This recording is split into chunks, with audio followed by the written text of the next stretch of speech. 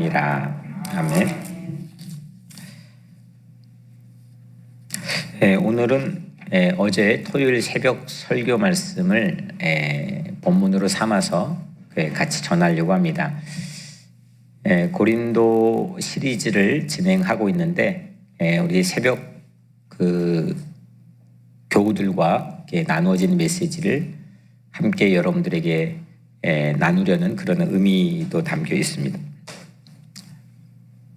어떤 계기인지는 잘 알 길이 없지만 저는 어릴 때부터 아주 오래전 어릴 때 한 4살, 5살 때부터 두 가지 남다른 깊은 관심을 유별나게 지금까지도 가지고 있습니다.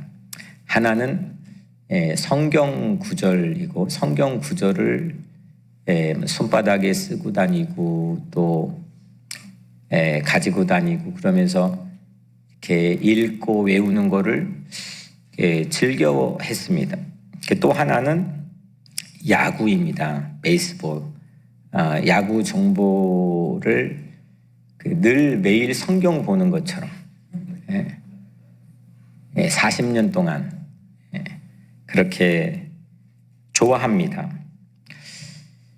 제가 이 수십 년 만에 저희 가족과 함께 고향 집을 그 시간도 지금 한참 됐지만 제가 살던 집을 방문했던 적이 있습니다.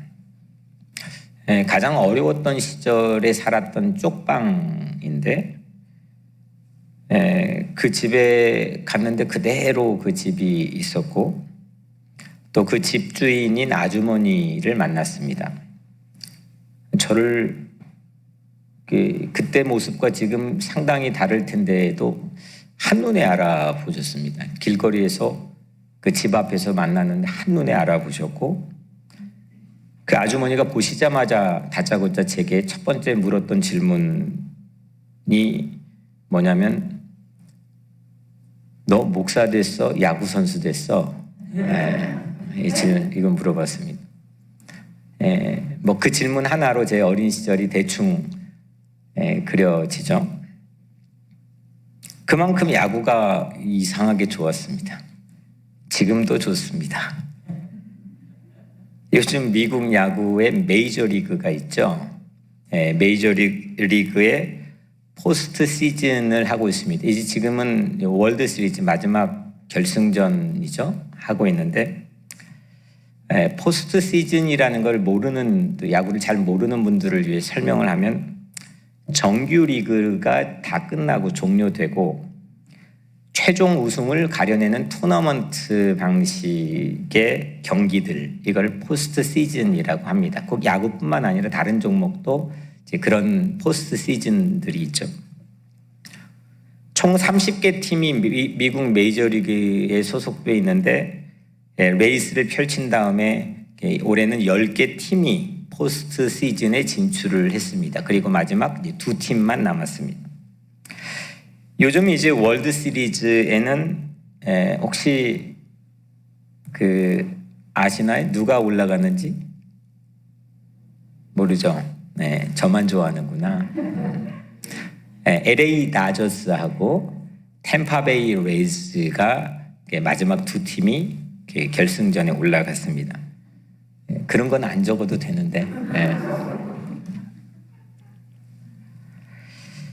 템파베이는 제가 템파에서 목회를 하다가 여기에 왔잖아요. 그래서 특히 구장 템파베이 레이스 홈구장이 제가 섬기던 교회에서 10분 거리였기 때문에 늘 오고 가며 보기도 했고 또 뭐 응원하러 가기도 했고 그랬습니다. 선수단 연봉 비교를 해보면 이 LA 다저스라고 하는 팀의 연봉은 미국 30개 구단 중에 2번째입니다. 우리나라 돈으로 한 1,300억 선수단 다 합하면 잘 가늠이 되진 않지만 그에 비해서 템파베이 레이즈는 30개 구단 중에서는 몇 위 될까요? 28위. 꼴찌하고 별 차이가 나지 않는 28위. LA 다저스의 한 선수의 연봉이 이 템파베이 레이즈 전체 모든 선수를 합한 것과 어떤 선수 가장 높은 고액 연봉자하고 거의 비슷할 정도로 선수단 연봉의 규모에선 비교가 되지 않는 그런 빅 마켓 팀과 스몰 마켓 팀입니다. 그 다윗과 골리앗 싸움이죠. 어제도 경기를 했는데 9회 말 투아웃까지 템파가 지고 있었습니다. 상대는 가장 연봉도 많이 받고 또 가장 강한 투수가 나왔고 타자는 월드 시리즈에 처음 나간 신인이고 또 그 신인 평상시에도 정규리그에서도 일할지는 아주 못하는 사람이었습니다. 그냥 지는 거였습니다. 그런데 이겼습니다. 이겼으니까 제가 말하겠죠. 역전했습니다. 2승 2패 동률을 이뤘습니다.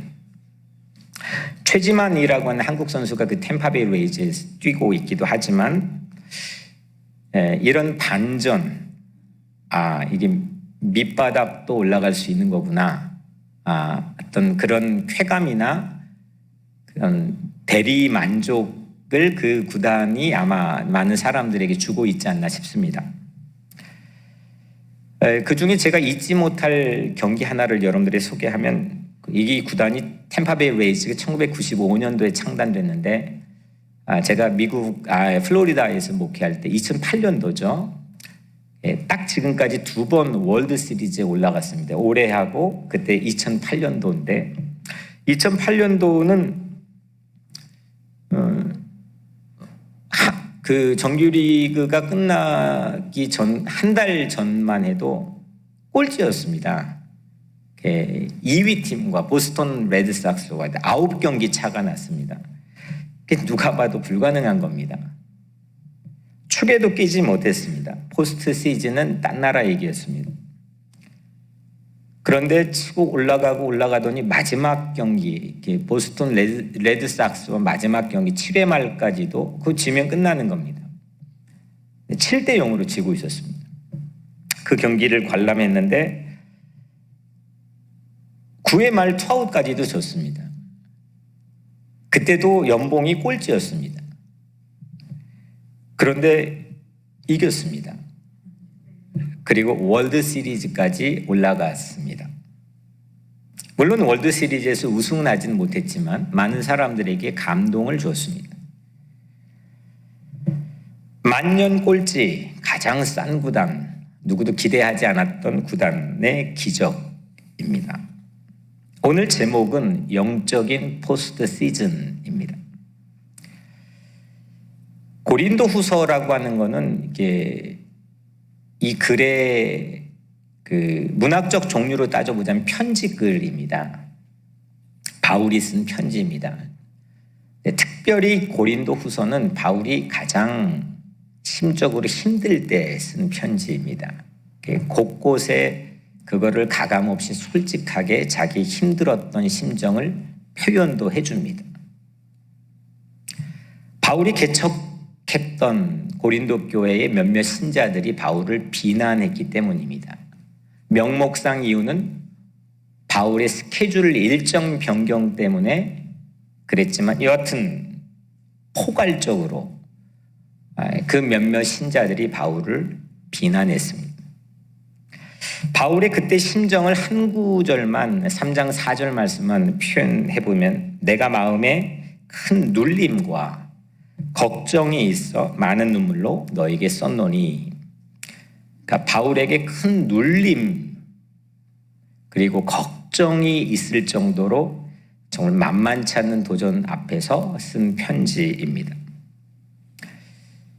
오늘 우리가 읽은 5장 1절부터 10절까지의 말씀은 그런 그 배경 안에서 바울의 어떤 심리적인 배경 안에서 한 가지의 가정, if 한 가지의 가정을 설정해서 오늘 편지는 시작합니다.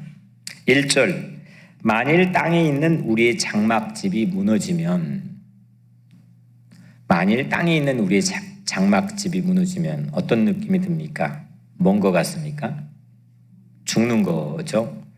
근데 이게 보통 이런 배경을 알지 못하면, 생각, 인식하지 못하면, 바울이 그냥 죽음에 대해서, 죽음을 넘어 있는 세계에 대해서 이야기한다는 영적 의미만 생각할 수 있겠지만, 이건 아주 리얼한 스토리입니다. 실제적으로 바울은 이런 눌림이 있었습니다. 바울의 자기의 상황을 빗대어서 표현한 겁니다. 무너지는 때입니다. 마치 삶이 끝나는 순간, 여러분들이 지금 대답하신 것처럼 죽음이 눈앞에 목전에 있는 것 같은, 죽을 것 같은 그 정도로 쉽지 않은 순간을 바울은 지나고 있었습니다. 4절에 또 표현을 하는데, 참으로 이 장막에 있는 우리가 짐진 것 같이 탄식하는 것은, 바울조차도, 그 위대한 성인인 바울조차도 삶이 짐진 것처럼, 무거운 짐을 지고 있는 것처럼 버겁다는 겁니다. 그래서 지쳐서 탄식하고 있다는 거죠. 바울의 삶은, 그러니까 참으로 이 장막에 있는 우리가, 그 장막이 오두막 같다는 거죠. 어떤 퍼니처도 잘 갖춰져 있지 않는, 언제 어디서 무너져도 아무도 이상하게 생각하지 않을 것 같은 그 누추하고 허름한 오두막이 꼭 내 삶과 같다는 거죠. 로마 제국의 핍박, 그 거센 핍박에 저항하는 것도 버거운데, 직접 목숨 걸고 사랑했던 고린도 교회가 자기를 향해 비난을 합니다. 지금이야 우리에게 우러러 보이는 그런 바울이지만, 지금 우리 모두에게는 정말 주옥 같은 그런 명언들과 말씀들을 전해주는 고마운 그런 위대한 성인이지만, 당시만 해도 바울은 영락없이 템파베이였습니다. 사람들 교회 이곳저곳에서 헌금을 모아주면 자기가 직접 일한 것과 함께 그걸로 하나하나씩 길을 열어가는 그런 사역을 했습니다. 곳곳에 가는 곳마다 수없는 반대와 살해 위협과 도전을 직면했습니다. 지금처럼 많은 사람들이 주목하지도 않았습니다. 하나, 둘, 몇몇 아주 이 작은 힘없는 연약한 무리들이 함께 동행하기도 했지만, 그는 늘 고독과 외로움에 노출되어 있었습니다. 우리도 이럴 때가 있습니다. 산 하나 넘었는데 또 다른 산이 눈앞에 펼쳐집니다. 언제 끝날지는 모를 것 같은 그런 환경과 상황에 초라한, 누추한 내 모습이 보여질 때도 있습니다. 영락없이 내 꼴이 오두막 같을 때도 있습니다. 왜 나는 이거밖에 안 될까? 왜 나는 이 꼴일까?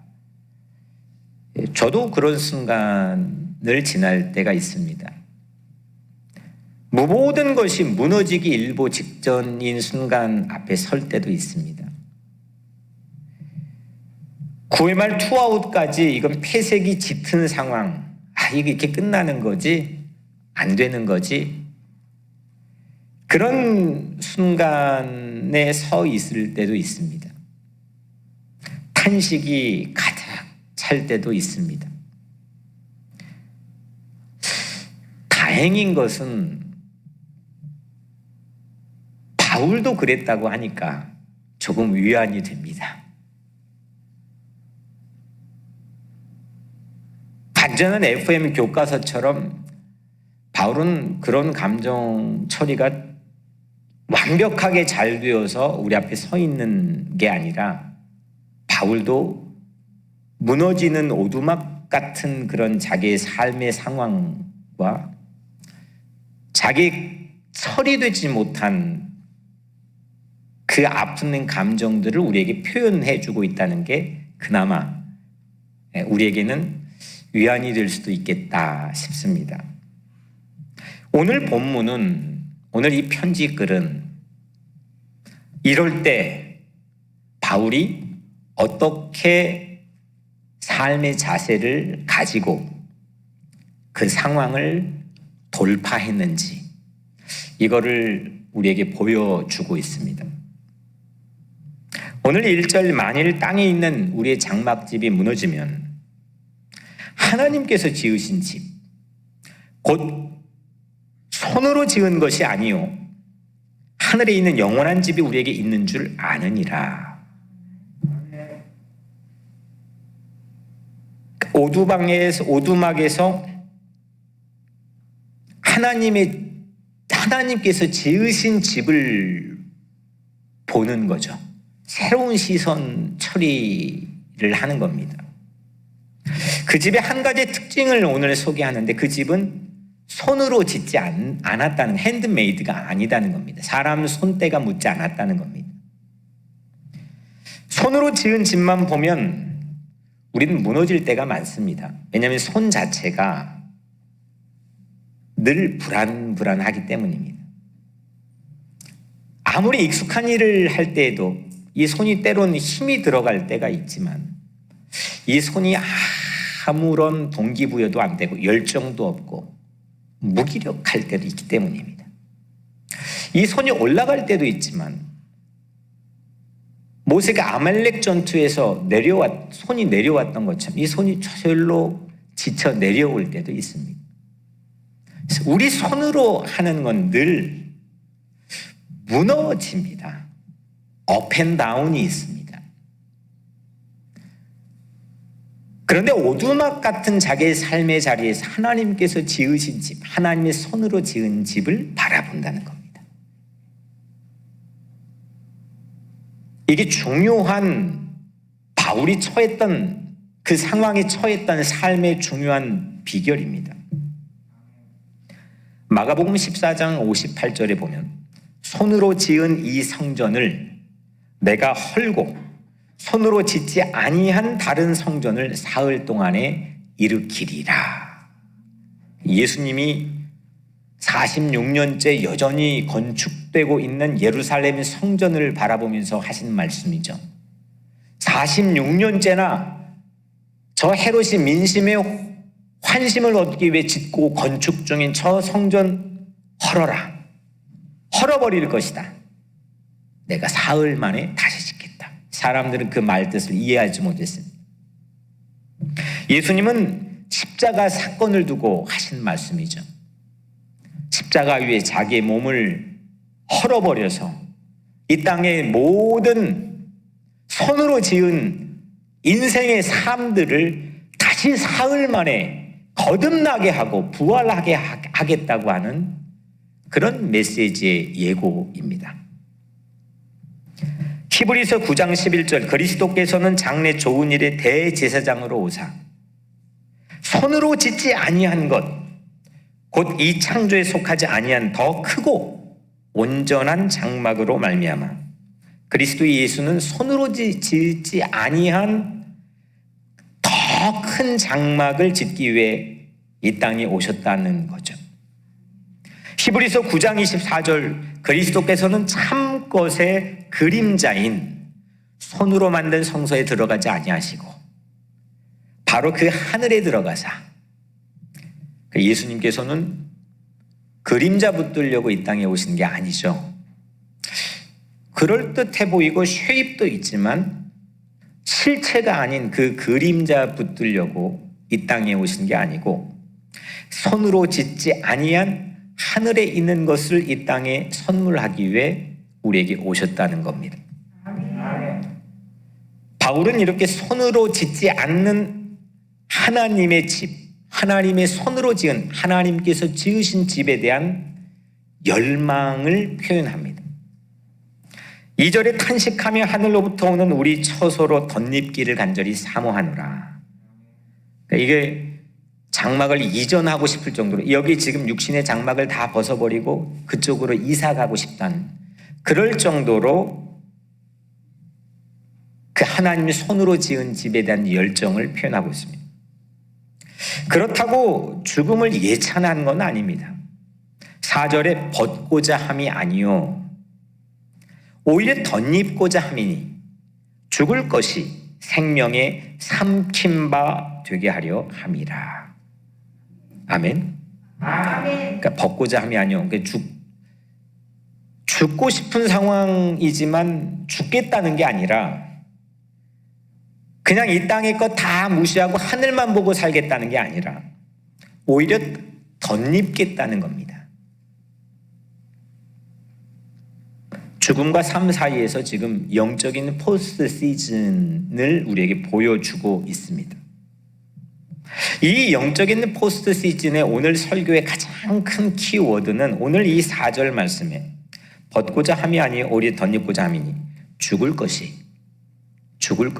생명에 삼킨 바 되게 하려 함이라. 삼킨 바입니다. 바울의 이 원리는 이걸 뚫고 돌파해 나가는 원리는 삼킨 바입니다. 삼키는 건 나보다 더 큰 것은 삼킬 수 있습니까? 못 삼킵니까? 나보다 더 큰 걸 삼키면 가끔 그런 기사 보지 않습니까? 아무리 큰 뱀도 자기보다 큰 걸 삼켰는데 배에서 소화가 안 되고 터져서 죽었다. 이런 기사도 보지 않습니까? 목구멍에 넘어가지도 않지만 나보다 더 큰 건 원리상 삼킬 수가 없습니다. 큰 게 작은 것, 조금이라도 더 큰 게 작은 걸 삼키는 게 원리입니다. LA 다저스는 템파베이 레이즈 구단보다 모든 면에서 큽니다. 그런데 템파베이는 9회 말 투아웃 투 스트라이크 무너지기 일보 직전에서 거함을 삼켰습니다. 이런 일들을 세상에서는 어쩌다라고 부릅니다. 어쩌다. 확률 별로 없는데 어떻게 하다. 근데 바울은 이게 어쩌다가 아닙니다. 자기 삶의 일체 비결로 삼킨 바 원리를 확신합니다. 그냥 그거를 믿습니다. 하나님의 집이, 보이지 않는 하나님의 집이 보이는 세상 장막의 모든 이슈를 삼키는 것을 확신하는 거죠.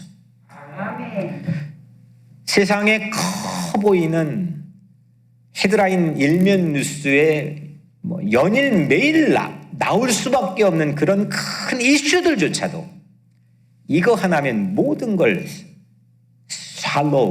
삼킨다는 것 확신하고 있었습니다. 무너지기 일보 직전에서 바울은 이 삼킨 바 원리를 우리에게 보여줍니다. 하나님의 집이 세상 장막을 삼키는 거지 세상 장막이 영원한 미래를 삼킬 수 없다는 겁니다. 그런데 세상은 가장 큰 게 뭐냐면 개인이건 공동체건 죽음이 모든 걸 삼킵니다. 이 팬데믹이 눈에 보이지 않는 작은 바이러스가 세상의 모든 이슈를 잡아먹어 삼켜버린 것처럼 그 이유는 죽음 때문입니다. 죽을 수도 있다는 겁니다. 죽음이 목전에 와 있습니다. 각 개인이건 나라건 공동체건 멀리 있을 거라 생각했던 죽음이 바로 옆에 와 있습니다. 그래서 이 조그만한 바이러스가 어마어마한 파워를 가지고 모든 이슈들을 다 잡아먹습니다. 이게 세상입니다. 돈도 입이 얼마나 큰지 모든 걸 삼킵니다. 돈이 있으면 됩니다. 돈이 있으면 구단도 사고 돈이 있으면 만사형통으로 세상 사람들은 생각합니다. 심지어 사람들의 가치도 돈, 연봉, 몸값으로 매깁니다. 권력도 모든 걸 꼴깍해버립니다. 힘이 있으면 모든 걸 그냥 꼴깍합니다. 도덕도, 윤리도, 가치도, 생명도 이 정치권 뒤에서, 힘이 있는 뒤에서 무엇가 펼쳐지지 우리는 감히 상상도 못하는 일들이 돈, 권력, 명예 다 삼킵니다. 세상은 그거에 동의합니다. 젊음도 모든 걸 삼킵니다. 그런데 신앙세계 안에서는 거꾸로입니다. 오늘 바울이 그걸 우리에게 보여준 겁니다. 세상에서 제 아무리 크다고 할지라도 삼켜지는 것들이라는 겁니다. 하나님의 집이 육신의 장막을, 하나님의 가치가 세상의 모든 이슈들을 다 삼킵니다. 결국 세상을 호령했던 로마 제국도 삼켜버렸습니다. 발에 먼지도 안 됐던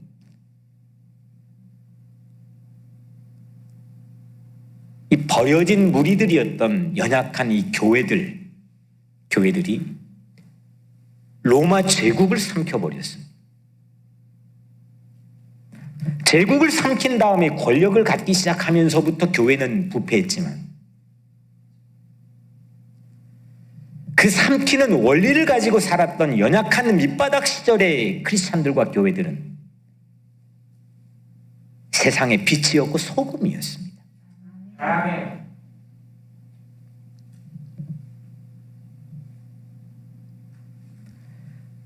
하나님의 장막, 즉 영원한 나라, 이게 모든 이슈들을 꼴깍 이거를 그냥 확신하고 믿었던 게 바울입니다. 생명이 죽음을 삼켰다. 이 어마어마한 문장을 바울은 수도 없이 자기의 편지에서 반복을 합니다. 생명이 죽음을 삼켰다. 죽음은 생명의 삼킨 바 되었다. 이 꼴깍 원리, 이 삼킨 바 된 원리로 무너지기 일보 직전에도 바울은 새로운 길을 찾고 우리에게 안내해 줍니다. 고린도전서 15장 54절엔 이 썩을 것이 썩지 아니함을 입고 이 죽을 것이 죽지 아니함을 입을 때에는 사망을 삼키고 이기리라 기록된 말씀이 이루어지리라. 아멘. 사망을 삼키고, 이 어마어마한 혁명적인 말을 감히 누가 합니까? WTO 사무총장이 지금 합니까? 미국 질본센터의 사무총장이 지금 하고 있습니까? 어떤 나라의 정치의 지도자가 하고 있습니까? 전부 다 사망은 모든 걸 삼키고 있다는 것만 얘기합니다. 그런데 하나님의 사람들은 사망이 삼킨 바 되어 이기리라 기록된 말씀이 이루어지리라 라고 말씀합니다. 썩지 않을 것이 썩을 것을 삼키고 죽지 않을 것이 죽을 것을 삼킵니다. 사망조차도 삼키는 하나님의 손, 그 하나님의 손으로 지은 것을 확신하고 믿기를 축원합니다. 내 손이 아닌, 내 손으로 지어진 것이 아닌 하나님의 손으로 지어진 것을 의지해야 될 때입니다. 야구에서는 9회 말 투아웃 되면 이제 거의 게임이 끝나는 겁니다. 한 3시간 정도 되면 이제 9회 말 투아웃이 됩니다. 그러면 한 팀은 이기지만 한 팀은 지게 돼 있습니다. 9회 말 투아웃까지 패색이 짙어도 그래도 혹시 어쩌다 이렇게 기대를 갖게 한 사람의 명언이 있습니다. 요기베라라고 하는 사람의 명언인데, 그 사람의 명언을 쭉 한번 봤는데 그 명언이 워낙 훌륭하고 타의 추종을 불허해서 요기즘이라고 당시의 시대에 불렀다고 합니다. 뭐 여러분들도 야구 모르는 사람도 다 아는 한 가지 그 사람의 명언은 끝날 때까지 끝나는 게 아니다. 그 사람이 말했습니다. 기대를 갖게 하는 거죠. 제가 오늘 그 사람의 명언 한 가지를 소개하려고 하는 거는 뭐냐면 그 사람이 이렇게 말했습니다. 어디로 가고 있는지 모른다면 결국 거기로 가지 못할 것이다. 뭐 아멘까지는 안 해도 되고. 근데 괜찮죠? 네? 아주 이게 성서적 원리하고 매우 흡사하다고 생각합니다. 다시 한번 해볼게요. 어디로 가고 있는지 모른다면 결국 거기로 가지 못할 것이다. 어디로 간지도 모르는데 어쩌다 가게 서게 된다는 건 세상적인 확률의 논리이고 우리는 믿고 확신하고 거기로 가는 걸 알아야 거기 갈 수 있다는 유일한 믿음의 원리를 말하지 않습니까? 어떤 돈으로도 못 가고 노래 뭐죠? 돈으로도 못 가요 하나님 나라 그잖아요. 또 뭐죠? 명예로도 못 가고 거듭나면 가는 나라. 믿음으로 거듭나면 가는 나라. 거기 어딘지 알고 있는 사람이 가는 거다. 이 원리가 상당히 영특하고 지혜롭습니다. 그냥 단순히 내가 입으로 믿습니다 이게 아니라 내가 어디로 가는지를 분명히 알고 또 확신하고 있는 사람이 그 자리의 주인공이 된다는 거죠. 이게 성서의 원리입니다.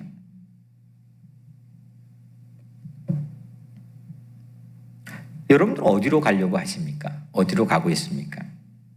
내 손으로 지은 집입니까?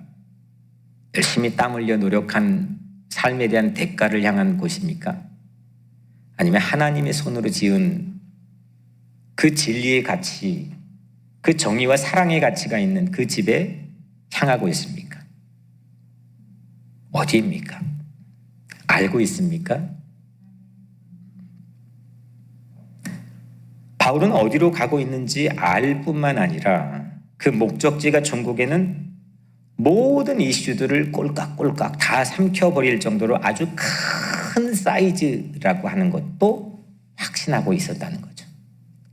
내가 거기 가는 그곳이 여기 지금 내가 살고 있는 모든 이슈들을 다 삼켜버릴 거라는 거. 세상인 죽음에서 시작해 삶으로 가지만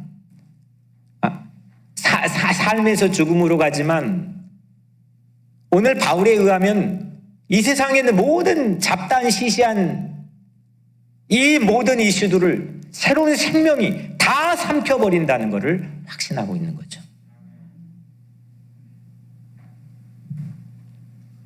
그래서 다시 일어납니다. 바울은. 그리고 다시 걸어갑니다. 그리고 다시 힘을 냅니다. 이런 확신은 도대체 어디서 나오는 걸까? 바울. 그래도 그 사람도 큰 눌림이 있고 걱정이 있고 이만저만한 상황이 아니라는 걸 솔직하게 가감없이 표현하는 걸 위안 얻었지만 그 위안 얻는 정도로 바울과의 우리의 관계를 맺는다면 바울의 친구가 되지는 못하겠죠. 바울을 향해 그냥 관람석에 구경하는 구경꾼은 되겠지만 근데 그 너머에 있는 것 한 가지 이 놀라운 꼴깍 원리, 삼키는 원리를 우리는 알아야 바울의 친구가 되는 건데 이런 확신이 도대체 어디에서 나온 거냐. 그 사람이 이런 확신을 어떻게 갖게 되었느냐. 그 사람의 고백을 오늘 말씀에서 보면 5절에 곧 이것을 우리에게 이루게 하시고 보증으로 성령을 우리에게 주신 이는 하나님이시니라. 내가 열심히 노력했거나 아니면 내가 신앙생활을 잘 해봤거나 아니면 내 기도를 열심히 해봤거나 그래서 어떤 퀄리파이가 돼서 그런 확신을 가졌다고 말하지 않잖아요. 성령님이 주셨다는 거예요. 성령님이 내게 내주하실 때 이런 확신을 갖게 되는 거죠. 성령님과 동행하실 때 성령님이 지난주일 트랜스포머의 설교에 의하면 하나님의 숨, 하나님의 영, 루아흐, 하나님의 생기가 내 안에 들어오면 이런 확신을 갖게 된다는 거죠. 그러니까 우리는 성령 충만해야 될 줄로 믿습니다. 성령님은 우리의 식욕을 돋우십니다. 뭘 삼킬지, 내가 삼키게 될지, 나의 이 영적인 식욕을 돋우어 주신 분이 성령 하나님이십니다. 장차 다가올 큰 거를 맛봐야 거기로 갈 거 아닙니까? 그걸 알 거 아닙니까? 그거를 맛보게 해주십니다. 천국보다는 못한, 하나님의 나라보다 못한 모든 시시한 입맛을 갑자기 잃어버리게 합니다. 그래서 내가 세상에서 삼키고 싶어 했던, 내 욕망이 끌어당겼던 그런 시시한 입맛의 종지부를 찍게 하시는 분이 성령님이십니다. 성령님이 주신 입맛, 이 새로운 입맛이 오늘 여러분들의 삶에 주님의 영으로 임하게 되기를 축원합니다. 이 입맛은 우리를 영적인 포스트 시즌에 올려놓습니다. 레벨을 다르게 만들어줍니다. 레벨의 구분점이 생기게 됩니다. 그래서 물과 성령으로 거듭나지 아니하면 하나님 나라를 볼 수 없다고 하신 말씀, 이런 원리입니다. 레벨이 다른 겁니다. 그냥 정규 시즌에서 육의 장막 안에서 뛰어노는 삶에서 다시 거듭 태어나는 삶, 성령으로 거듭나는 삶, 새로운 입맛을 가지고 살아가는 삶, 모든 가치의 이슈들이 하나님의 생명의 가치로 삼킴바 되어버리는 새로운 놀라운 희망을 가지고 살아가는 삶, 그 영적인 포스트 시즌의 반열에 우리를 올려놓는다는 거죠. 성령님께서. 바울은 그래서 이 오두막 안에서도 힘들고 어렵고 고통스러운 거는 사실상 팩트의 감정임을 우리에게 보여줬지만, 하지만 그 안에서도 어떤 삶의 태도를 우리에게 보여주느냐. 6절, 그러므로 우리가 항상 담대하여. 원래 담대하여가 courageous. 그러니까 이 히브리어나 헬라어 원문도 늘 그 영어 단어에 맞는 반복되는 마치 유행어처럼 반복되는 단어가 있는데, 담대하라는 말씀이 얼마나 많이 있습니까? 근데 이 담대하다는 거는 유독 다른 겁니다. 영어 성경도 confident, 이 말 잘 안 쓰거든요. 오두막에서도 씩씩합니다. 고개를 떨어뜨리거나 꾸물거리는 모습을 보이지 않습니다. 답답함과 담대함의 차이가 어마어마한 큰 차이이지만 실상은 종이 한 장 차이입니다. 그 차이는 삼킨 바입니다. 삼켜지느냐, 삼키느냐. 무엇이 삼키느냐, 무엇이 더 큰지를 아는 것, 최고의 지혜입니다. 그래서 하나님을 경외하는 것, 하나님이 가장 크구나, 이걸 아는 것이 세상 모든 거의 으뜸인 지혜라고, 지혜의 근본이라고 성경은 우리에게 말하고 있습니다. 수학을 잘하고 뭘 잘하고 세상 경영을 잘하고 이런 지혜도 물론 특출은 그건 비교도 되지 않게 성경이 초지일관 제시하는 가장 큰 지혜, 예수님도 말씀했던 지혜, 솔로몬도 말했던 지혜는 뭐냐? 하나님을 경외하는 것. 무엇가 가장 큰지, 무엇가 결국 종국에 삼키는 건지, 어떤 이슈가 결국 삼킴바 되는 건지, 이거 아는 게 최고의 지혜라는 겁니다. 아멘. 세상 나라, 세상의 모든 제국이나 힘이나 돈이나 권력이나 모든 것에 있는 이 세상 나라를 하나님의 나라가 삼키고, 그래서 먼저 하나님의 나라와 그 의를 구할 수 있는 정도의 레벨에서 기도할 수 있는 사람으로 살아가기를 주의 이름으로 축원합니다.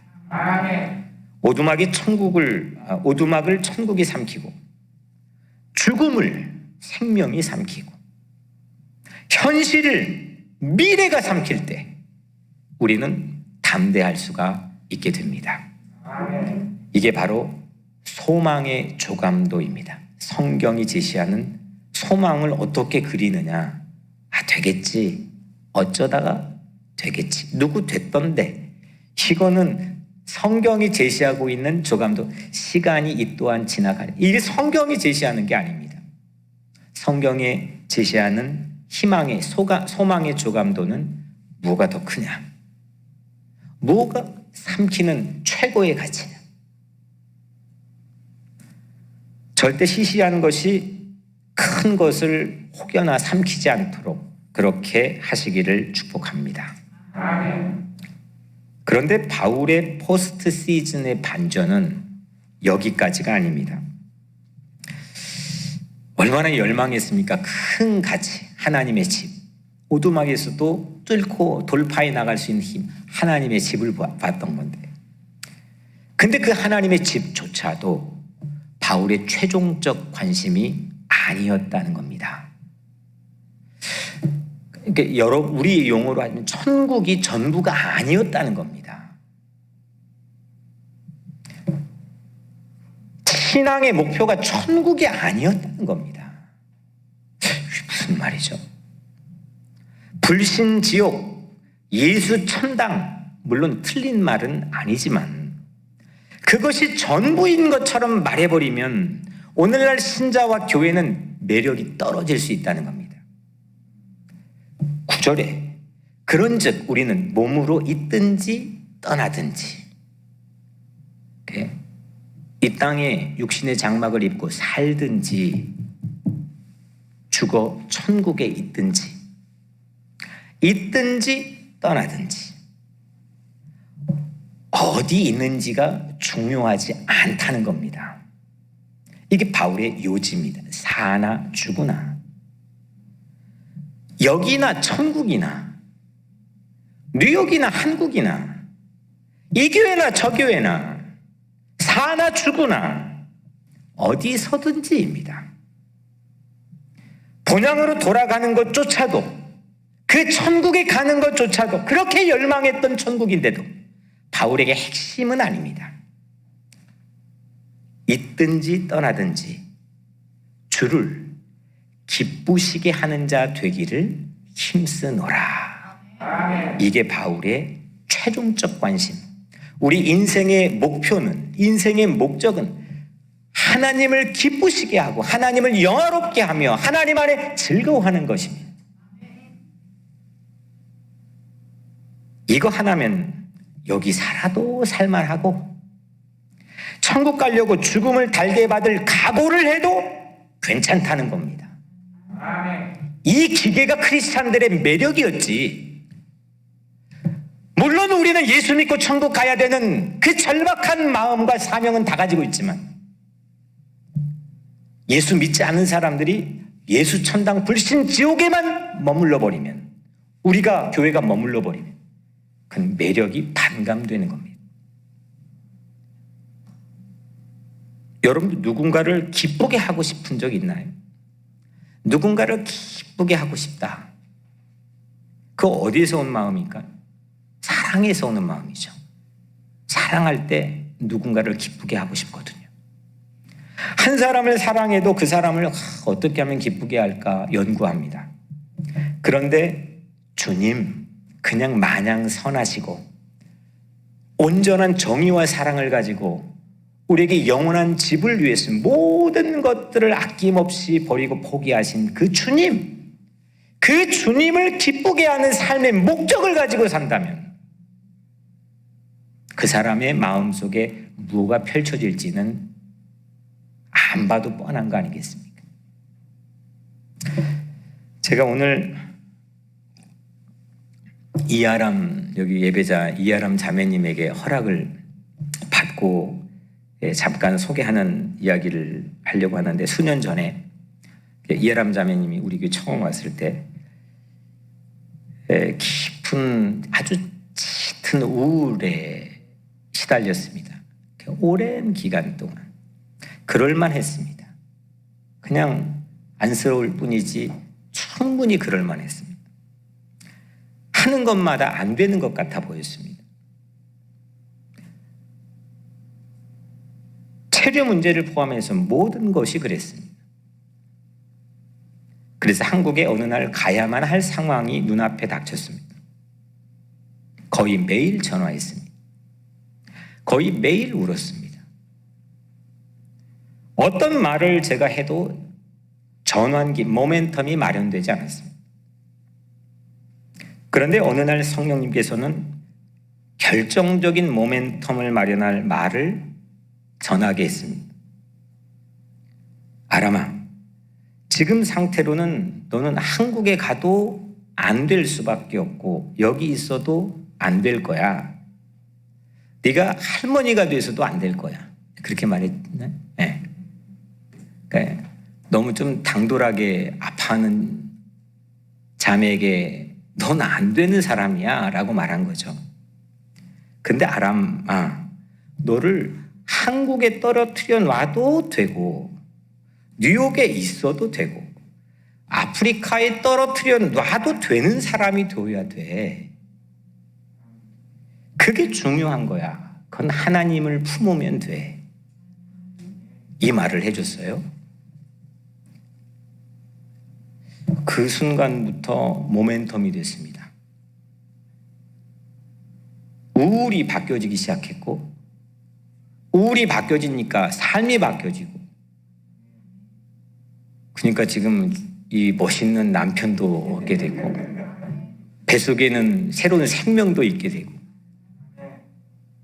그날 생각해보면 믿어지지 않는 상황이 펼쳐진 거 아닌?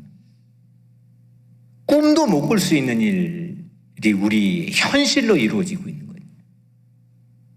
물론 지금도 연약하겠죠. 물론 지금도 질그릇 같겠죠. 하지만 어디에 떨쳐놔도 사나 죽으나 있든지 떠나든지 되는 사람이 되어야 된다는 겁니다. 주님을 기쁘시기만 할 수 있다면, 주님 기뻐하는 일만 내가 할 수 있다면 어디가 무슨 소용이 있겠습니까? 이미 그 마음속에 되는 시스템으로 차 있는데 내가 되는 사람만 되려고 하니까 늘 실패에 부딪히고 늘 좌절하고 이거 왜 안 됐지? 늘 그 퀘스천이 내 삶을 떠나지 않는 거죠.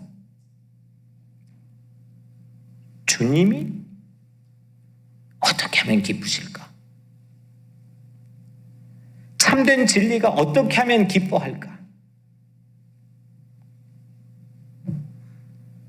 심지어 사도신경에는, 여러분들 아까 고백했던 사도신경에는, 한글 성경에는 십자가에 못 박혀 죽으시고 그 다음에 장사한 지 사흘 만에 이 중간에 뭔가가 누락되어 있는데, 원문에는 라틴어 원문이나 여러분들 가진 영어 성경 안에도 영어에 이런 게 있죠. 사도신경에 He descended into hell.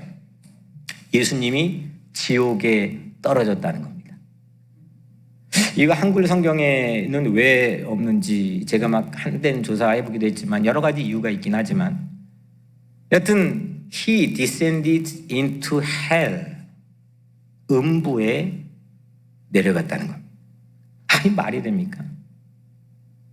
아니 예수 천당 불신지옥에 전부 다 천국 가는 게 우리의 어떤 소망이고 열정인데 예수님은 거꾸로 지옥에까지 갔다는 겁니다. 왜? 하나님을 기쁘시게 하기 위해서. 어디에 있는지를 이미 초월하고 넘어버린 레벨을 예수님 보여주죠.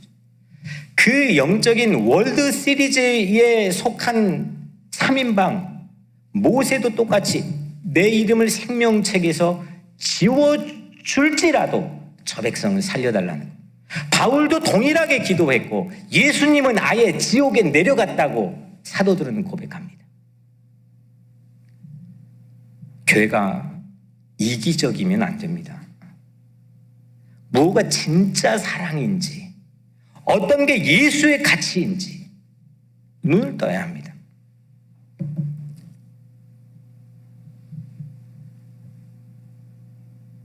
예수님은 분명 지옥에도 갔습니다. 하나님을 기쁘시게 하기 위함입니다. 천국은 잘 살려고 내가 가기를 원하는 것에 그친다면 이 세상 사람들과 무슨 특별한 다를 바가 있겠습니까? 이 세상 사람 다 잘 살려고 집 사고 싶고 좋은 집 이사하고 싶고 좋은 직장 들어가고 싶고, 그 원리와 이 원리가 같다면 여기에서 무슨 매력을 가지고 여기를 보겠습니까? 천국은 이기적이지 않습니다. 예수님이 천국을 우리에게 주신 것, 하나님의 나라의 꿈을 주신 것, 지옥에 가서라도 사랑하는 마음을 포기하지 않았던 그 하나님 나라가 모든 것 진리가 삼켜버리는 그 믿음의 주여 우리를 온전케 하시는 예수님이 우리에게 보여주신 청사진입니다. 하나님의 뜻이 이루어지는 곳이 천국이고, 하나님이 기뻐하시는 곳이 천국이고, 하나님이 기쁘시기 때문에 천국을 열망하는 겁니다. 주님 기쁘시기만 할 수 있다면, 사랑할 수만 있다면 어디도 괜찮은 것 아니겠습니까? 결국은요, 오늘 설교의 결론은 사랑이 모든 걸 삼킵니다. 아멘. 사랑은 죽음보다도 강합니다. 아멘. 사랑은 모든 이슈를 다 삼켜버립니다. 그래서 십자가는 세상의 모든 권력자들의 무릎을 꿇게 했습니다. 주님을 기쁘시게 하는 사랑이면 있든지 떠나든지 어디에 있든지 삼키면서 담대할 수 있습니다. 그것을 믿음이라고 하면 그 사랑과 믿음이 결국 우리에게 소망이 되는 겁니다. 믿음, 소망, 사랑. 이 영적인 포스트 시즌의 레벨에서 노는 우리들이 되기를 축복합니다. 아멘. 사랑하는 여러분, 삼킴바 원리, 이 꼴깍 원리를 명심합시다. 시시한 것을 큰 사랑으로, 큰 믿음으로, 큰 소망 가운데 꼴깍 합시다. 성령님이 새로운 식욕을 여러분들에게 주실 겁니다. 생명이 죽음을 삼키는 이 놀라운 복음을 믿으면 담대해집니다. 주를 기쁘시게 하는 사랑이면 족합니다. 어디서든지 주님을 기쁘시게 하는 사랑, 믿음, 소망으로 모든 우리 각자 이 육신의 장막의 이슈들을 삼키고 전국에 승리하고 이기는 여러분들 되기를 주님의 이름으로 축복합니다. 아멘. 기도하겠습니다. 은혜로우신 아버지 하나님, 감사합니다. 우리에게 새로운 식욕을 성령님께서 이 시간에 허락해 주셔서 하나님의 집의 이 놀라운 사이즈를 우리 보게 도와주시고 확신하게 도와주셔서 우리가 모든 세상 이슈들의 심지어는 팬데믹에 삼켜진 바 되지 않게 하시고 모든 걸 삼키는 하나님의 집을 바라보고 알고 깨달으며 믿고 확신하며 담대하게 하여 주옵소서. 아멘. 오직 주를 기쁘시게 하는 이 소망을, 이 소원을 오늘 우리 모두에게 허락하여 주시옵소서. 아멘. 예수님의 이름으로 간절히 기도드리옵나이다. 아멘. 아멘.